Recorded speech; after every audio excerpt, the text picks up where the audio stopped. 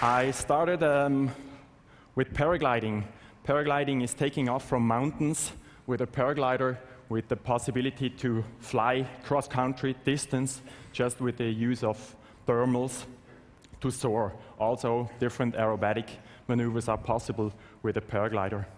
From there, I started with skydiving. On this picture, you can see there's a four-way skydive, 4 people flying together, and on the left-hand side, it's the camera flyer with the camera mounted to his helmet, so he can film the whole jump for the film itself and also for the judging. From regular relative skydiving, I went on to free flying. Free flying is more the three-dimensional skydiving. You can see the skydiver with the red suit.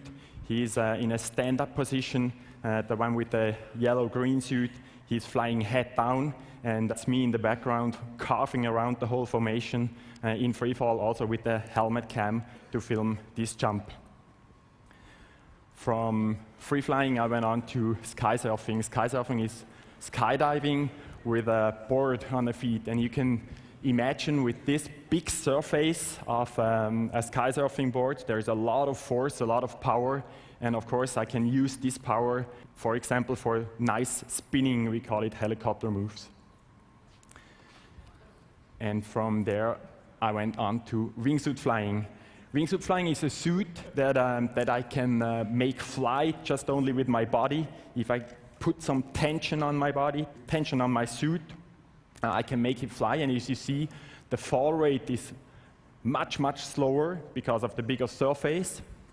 With a proper body position, I'm able to really move forward to gain quite some distance. This is a jump I did in Rio de Janeiro. You can see the Copacabana on the left-hand side. And from there, with all the skills and knowledge from paragliding and all the different disciplines in skydiving, I went on to base jumping. Base jumping is skydiving from fixed objects like buildings, antennas, bridges, and earth, meaning mountains, cliffs.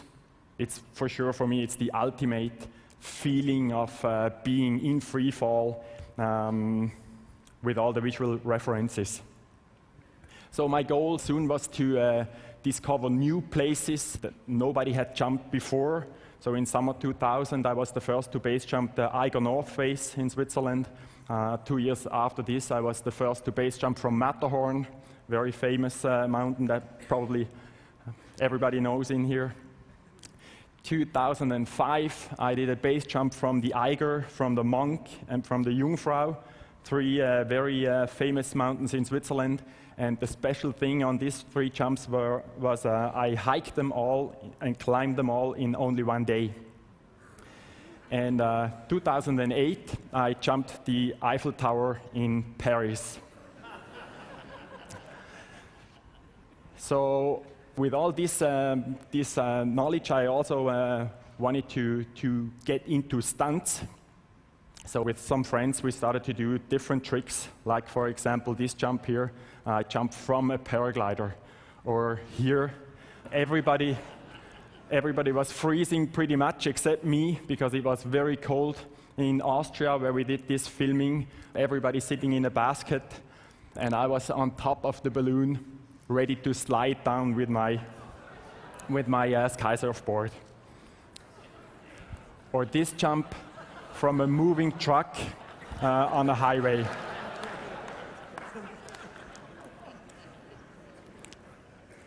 Extreme sport on top level like this is only possible if you practice step by step, if you really work hard on your skills and on your knowledge. Of course, you need to be in physical, very good condition, so I'm training a lot. You need to have the best possible equipment. And probably the most important is you have to work on your mental skills, mental preparation. And all this to come as close as possible to the human dream of being able to fly. So for 2009, I'm training hard for my 2 new projects. The first one, I want to set a world record in flying from a cliff with my wingsuit, and I want to set a new record with the longest distance ever flown. And for my second project, I have a sensational idea of a jump that never has been done before. So now, on the following movie, you will see that I'm much better in flying a wingsuit than speaking in English. Enjoy, and thank you very much.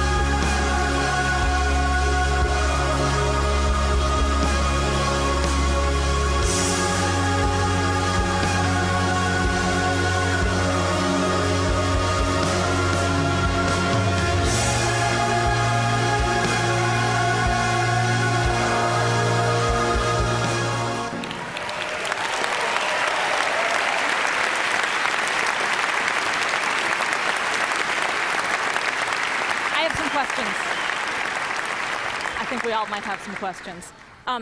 Question one, so does that actually feel the way the Flying Dream does? Because it looks like it might. Pretty much. I believe this is probably the closest possibility to come to the dream of being able to fly. Great. And I know the answer to this, but how do you land? Parachute. We have to open the parachute just seconds before I would say impact, but it's not, it's not possible to land a wingsuit yet. Yes, but people are trying. Are you among those? You're not going to commit. Are you among those trying to do it? It's a dream. It's a dream. Yeah. We're still working on it, and we're developing the wingsuits to get better performance, to get more knowledge, and I believe soon. All right. Well, we will watch this space, but I have 2 more questions. What is there was exhaust coming out of the back of the wingsuit. Was it a propelled wingsuit that you were wearing, or was No, that? it's just smoke. It's coming Smoke. off of you? You know, it's a small. Hopefully not. Seems dangerous. No, smoke is for 2 reasons. You can see the speed. You can see the way where I was flying. Yeah. That's reason number 1. And reason number 2, it's much easier for the camera guy to film if I'm using I see. smoke. So the wingsuit is set up to deliberately release the smoke so that you can be tracked. One more question. What do you do to cover your face? Because I keep thinking of going that fast and having your whole face smushed backwards. Are you in a helmet? Are you in goggles, or does the suit go over you? The purest and the best feeling would be with only goggles. And is that how you usually? Usually fly? I'm wearing a helmet. In the mountains, I'm Yeah. always wearing a helmet Yeah. because of landings. It's difficult. It's not like regular skydiving where you have like the big landings. So you have to be prepared. Right. Now, is there anything you don't do? Do people come to you with projects and say, "We want you to do this"? And do you ever say no? No, Of course. not gonna- Of course. Some people have crazy ideas, and Thank you. Big round of applause. thank you very much.